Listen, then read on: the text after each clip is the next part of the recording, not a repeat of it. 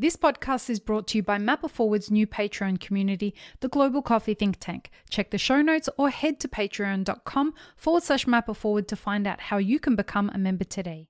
Veronica Ponce, welcome to the Daily Coffee Pro by Map It Forward. It is a pleasure to have you here today. I have been waiting quite some time to be able to have the opportunity to have this discussion. So thanks for joining me, Veronica.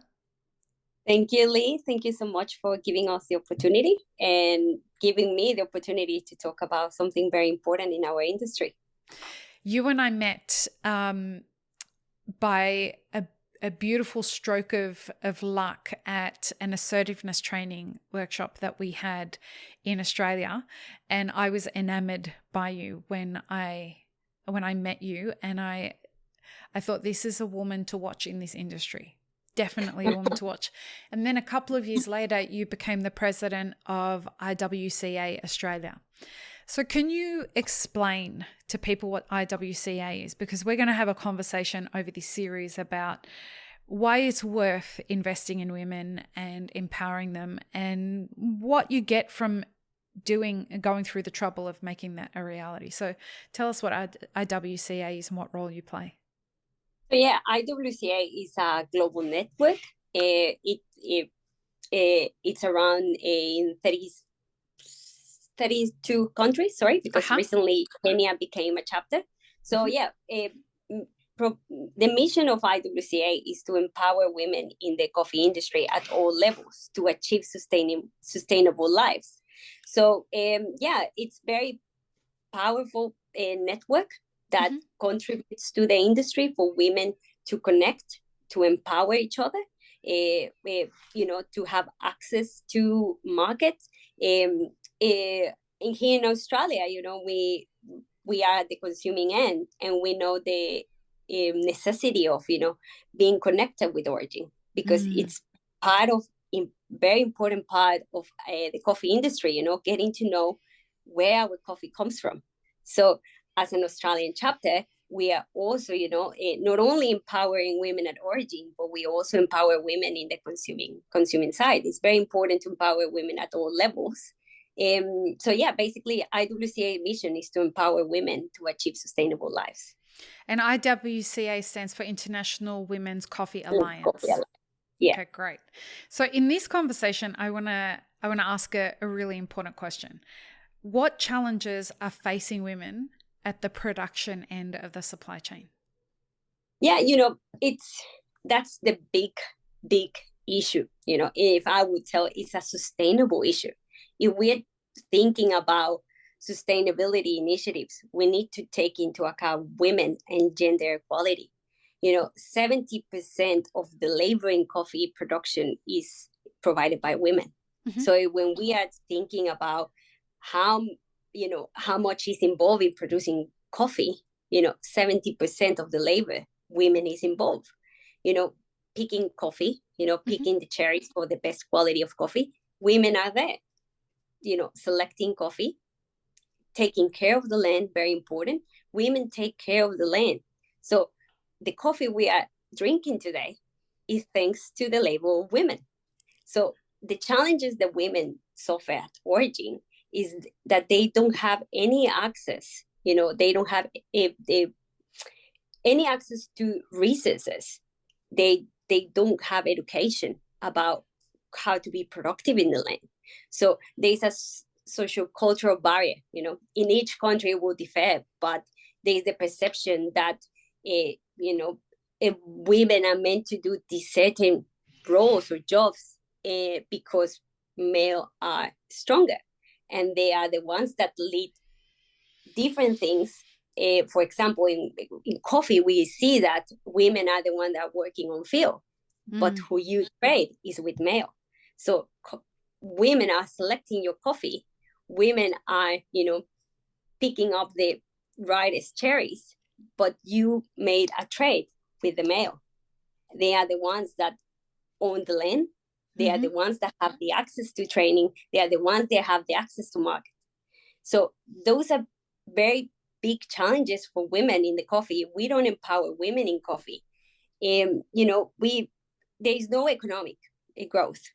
We need more communities to have economic growth, and poverty And, women, besides working on land, they also go and, sustain their families after. So they keep working. They don't stop working, and they're not being recognized for that.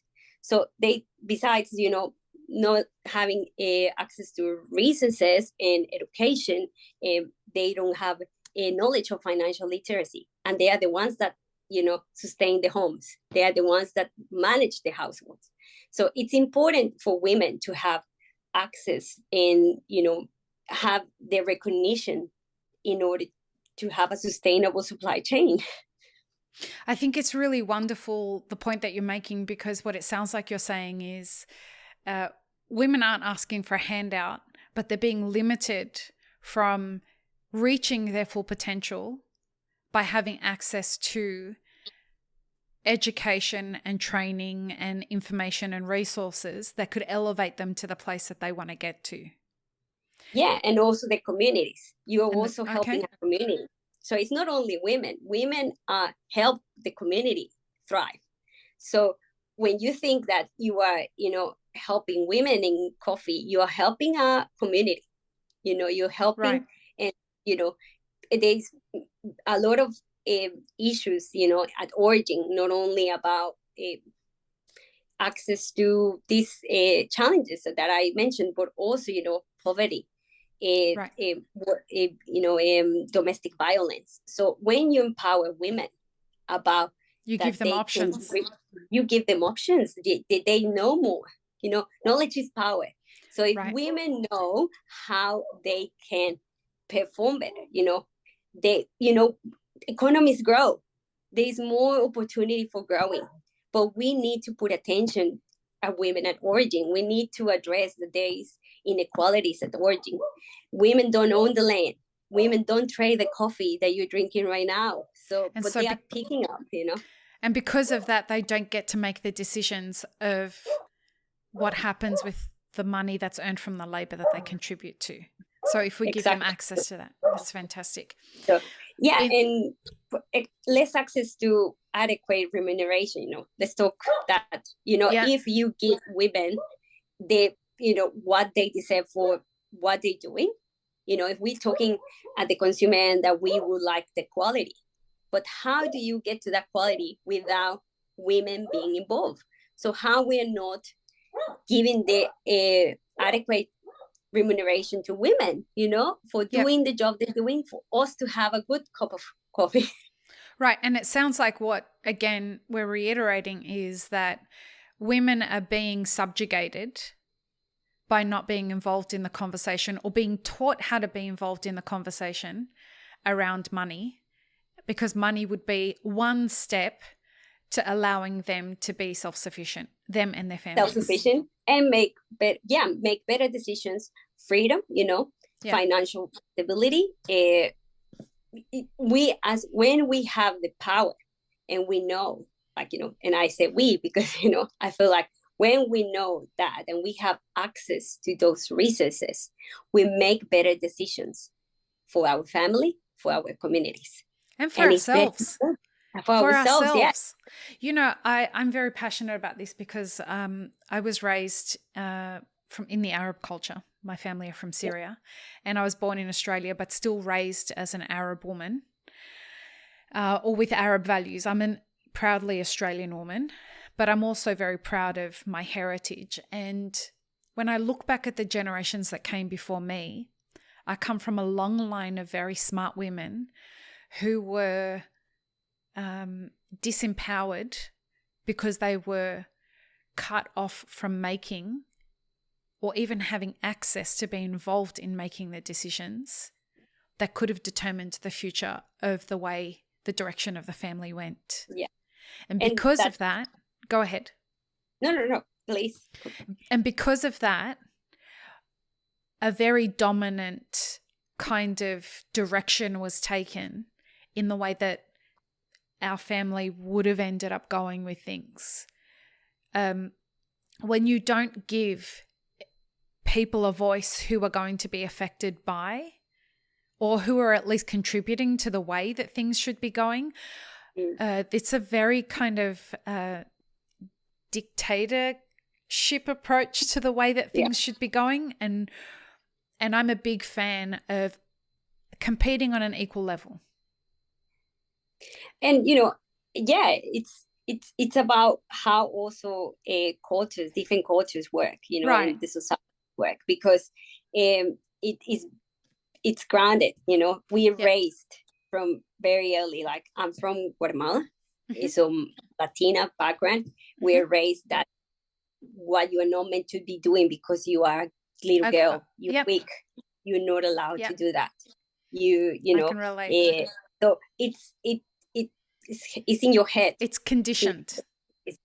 And so when you find that you have the potential to do it, to do more of what you've been told, you need to have the someone to empower you. You need to have access. You need to have the opportunity.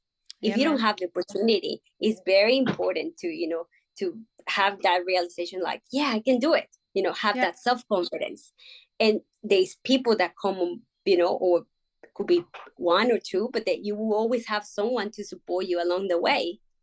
That will help you have that self-confidence and say, okay.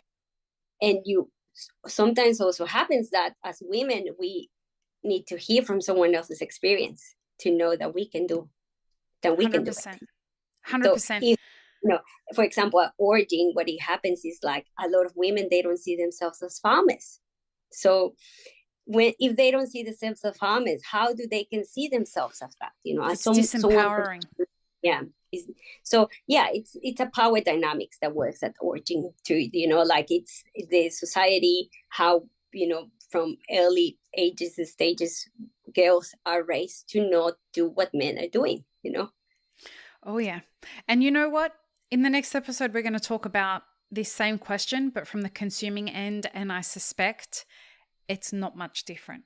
But let's talk about it in the next episode. Alrighty. Okay. Thanks, Veronica. Peace, love, and peanut butter, everybody. Have an amazing rest of your day.